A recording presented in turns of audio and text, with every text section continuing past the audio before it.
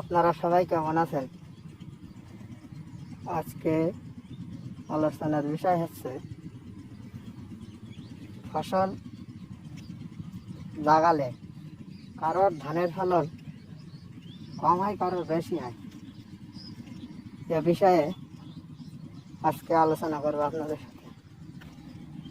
লাগানোর কিছু ভুল ত্রুটির কারণে কারোর ফসল কম হয় ও কারোর বেশি হয়।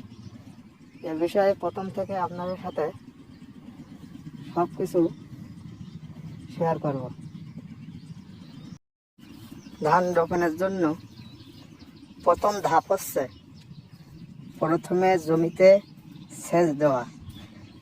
সেচ দিয়ে লাঙল দিয়ে চাষ করে 2 থেকে 3 দিন রাখলে এতে ঘাস, আগাছা, লতাপাতা গুলো সবই পচে নষ্ট হয়ে যায়, যার ফলে জমিতে কোনো প্রকার আগাছা, লতাপাতায়, ঘাসে সমস্যা হবে না, সমস্যা করতে পারবে না ধান গাছের জন্য। 2 থেকে 3 দিন পর আপনারা আবার চাষ দিবেন। চাষ দেওয়ার পর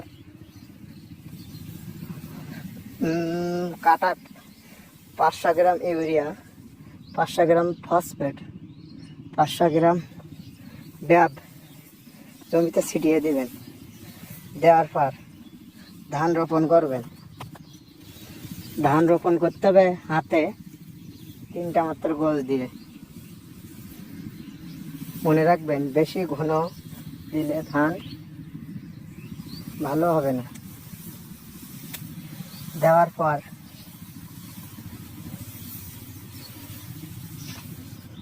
দেওয়ার পর 8 থেকে 10 দিন অপেক্ষা করতে হবে।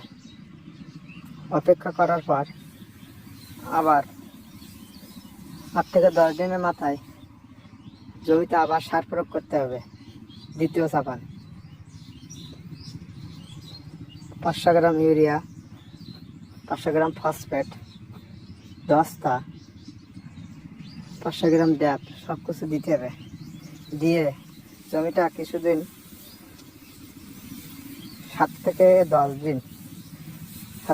দিনের মতো জমিটা পিট পাইয়ে নেবেন। পিট পাওয়ানো মানে হচ্ছে জমিতে পানি কোনো প্রকার থাকবে না। মাটিটা শক্ত হয়ে গেলে আবার 8 থেকে 10 দিন পর জমিতে পানি দিবেন। পানি দেওয়ার পর দেখবেন ধানের গঠন ভালো হয়ে গেছে। ধান গাছে যদি কোনো প্রকার মাজরা পোকা, যদি কোনো প্রকার সাদা কালার কিংবা লালচে কালার হয়, তাহলে মনে করবেন মাজরা পোকা আক্রমণ করছে। মাজরা পোকা আক্রমণ করার জন্য কীটনাশক জমিতে দিতে হবে, তাহলে এই সমস্যাটা আর থাকবে না।